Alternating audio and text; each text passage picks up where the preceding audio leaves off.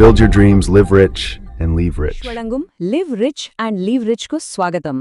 Asset classes ఈ పదం వినడానికి కొంచెం టెక్నికల్గా ఉన్నా సింపుల్గా చెప్పాలంటే ఇది మన ఫైనాన్షియల్ లెగసీ కోసం మనం ప్లాన్ చేసుకునే ఒక గొప్ప ప్రయాణం లాంటిది. మరి ఈరోజు ఈ జర్నీలో మనకు ఉపయోగపడే రకరకాల వాహనాల గురించి, వాటి స్పీడ్, సేఫ్టీ, అసలవి మనల్ని ఎక్కడికి తీసుకెళ్లగలవో తెలుసుకుందాం. రెడీనా? నిజమే కదా, ఈ మాట వింటుంటే మనసులో ఏదో కదులుతుంది. ఒకవేళ మనవాళ్లు మన గురించి ఆలోచించకుండా కేవలం వాళ్లకోసమే బ్రతికుంటే, ఫైనాన్షియల్ నాలెడ్జ్ అంటే మన డబ్బు గురించి మాత్రమే కాదు, అది మన తర్వాతి తరాలకు మనమిచ్చే ఒక భరోసా, ఒక రక్షణ కవచం. ఓకే, మన జర్నీ ప్లాన్ ఇదే. ముందుగా మన డెస్టినేషన్ ఏంటో చూద్దాం. అదే మన ఫైనాన్షియల్ లెగసీ. తర్వాత డైలీ కమ్యూట్ కోసం, లాంగ్ జర్నీస్ కోసం, ఇంకా హై స్పీడ్ ట్రావెల్ కోసం ఎలాంటి వెహికల్స్ ఉన్నాయో చూద్దాం. ఫైనల్గా ఈ అన్నింటినీ కలిపి మన పర్ఫెక్ట్ జర్నీని ఎలా డిజైన్ చేసుకోవాలో తెలుసుకుందాం. సెక్షన్ 1, మీ ఆర్థిక వారసత్వం. మనం అసలు ఈ ప్రయాణం ఎందుకు చేస్తున్నామో అర్థం చేసుకోవడం. చూడండి, ఏదో ఒక వెహికల్ ఎక్కేసే ముందు మనం ఎక్కడికి వెళ్తున్నామో తెలియాలి కదా.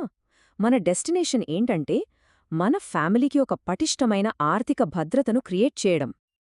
అందుకే మన వాహనాన్ని చాలా తెలివిగా ఎంచుకోవాలి. ఈ ఫైనాన్షియల్ జర్నీలో ఈ స్టాక్స్, బాండ్స్, రియల్ ఎస్టేట్ ఇవన్నీ రకరకాల వెహికల్స్ లాంటివన్నమాట. ప్రతిదానికి ఓ స్పెషల్ పర్పస్ ఉంటుంది. దానికి తగ్గ స్పీడ్, సేఫ్టీ ఉంటాయి. సో మనం ఏది ఎంచుకోవాలన్నది పూర్తిగా మన డెస్టినేషన్ మీదే ఆధారపడి ఉంటుంది. రైట్, ఇక మన జర్నీ స్టార్ట్ చేద్దాం. సెక్షన్ 2, మన డైలీ ఫినాన్షియల్ కమ్యూట్ కోసం వాడే రోజువారీ వాహనాలు. ఇన్వెస్టర్స్ ఎక్కువగా యూజ్ చేసే వెహికల్స్ ఏవి? Let's start with the fastest one. మన కంట్రోల్లో ఉండే ఒక వెహికల్తో మొదలుపెడదాం. మన ఫస్ట్ వెహికల్ స్టాక్స్. దీన్ని మనం ఒక ఫాస్ట్ అండ్ ఫ్రీ 2-వీలర్తో పోల్చొచ్చు. సింపుల్గా స్టాక్స్ అంటే ఒక కంపెనీలో ఒక చిన్న ఓనర్షిప్ కొనడం. ఆ కంపెనీ బాగా పర్ఫార్మ్ చేసి లాభాలు సంపాదిస్తే మన వాటా విలువ కూడా పెరుగుతుంది. రిటర్న్స్ కూడా చాలా ఫాస్ట్గా ఉంటాయి. స్టీరింగ్ మన చేతిలోనే ఉంటుంది. పూర్తి కంట్రోల్ మనదే. కానీ ఈ 2-వీలర్ జర్నీలో కొన్ని విషయాలు గుర్తుపెట్టుకోవాలి. ప్లస్ పాయింట్ ఏంటంటే ఎక్కడికి వెళ్ళాలి, ఏ రూట్లో వెళ్ళాలి, ఎక్కడ ఆగాలి అన్నీ మనిష్టమే. మన డెస్టినేషన్కి చాలా ఫాస్ట్గా తీసుకెళ్లగలదు.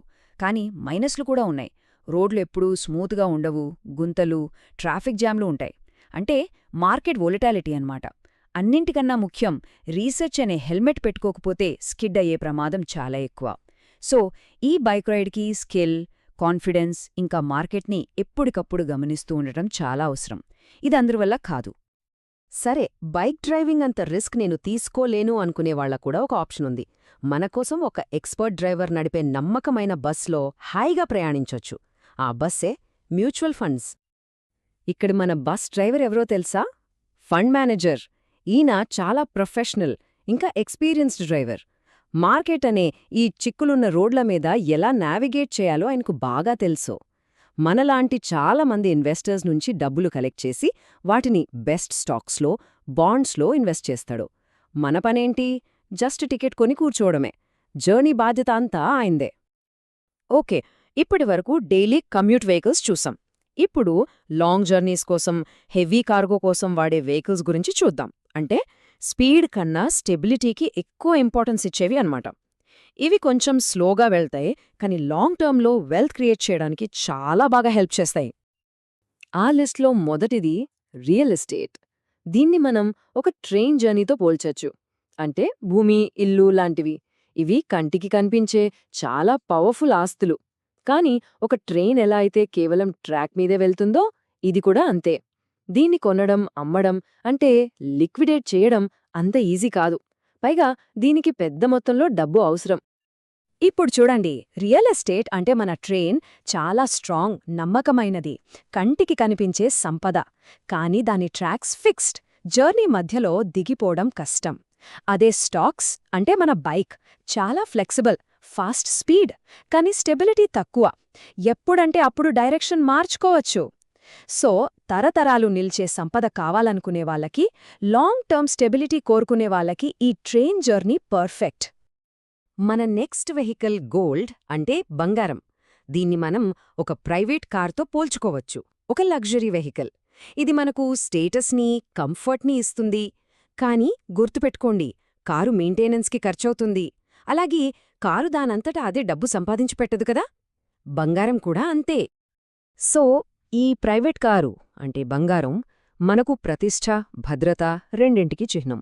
ఇది డైరెక్ట్గా ఇన్కమ్ని జనరేట్ చెయ్యదు, కానీ ఎప్పుడైతే ఎకానమీ బాలేదో ఆ అనిశ్చిత సమయాల్లో ఇది బాగా మెరుస్తుంది. అంటే ఇది గ్రోత్ కోసం కాదు, మన సంపదకు సెక్యూరిటీ కోసం, ఒక సోషల్ వాల్యూ కోసం. ఇప్పుడు బాండ్స్ అండ్ సెక్యూరిటీస్, వీటిని మనం ఒక షిప్ లేదా గూడ్స్ ట్రైన్తో పోల్చొచ్చు. బాండ్స్ అంటే సింపుల్గా మనం గవర్నమెంట్స్కి గానీ పెద్ద కంపెనీలకు గానీ ఇచ్చే అప్పు. దానికి బదులుగా వాళ్ళు మనకు రెగ్యులర్గా వడ్డీ ఇస్తారు. ఈ జర్నీ చాలా స్లోగా, స్టడీగా, సేఫ్గా ఉంటుంది. స్టాక్ మార్కెట్ గొడవలేవీ లేకుండా ఒక కన్సిస్టెంట్ ఇన్కమ్ కావాలనుకునే వాళ్లకు ఇది బెస్ట్ ఆప్షన్. రైట్, ఇప్పటిదాకా సేఫ్ అండ్ స్టడీ జర్నీస్ చూశాం. ఇప్పుడు అందరూ సీట్ బెల్ట్స్ బిగించుకోండి, ఎందుకంటే మనమిప్పుడు ఫైనాన్షియల్ వరల్డ్లోనే అత్యంత ఫాస్ట్, ఎగ్జైటింగ్ కానీ అంతే రిస్కీ వెహికల్స్ గురించి తెలుసుకోబోతున్నాం. ఇది అడ్వెంచరస్ ఇన్వెస్టర్స్ కోసం.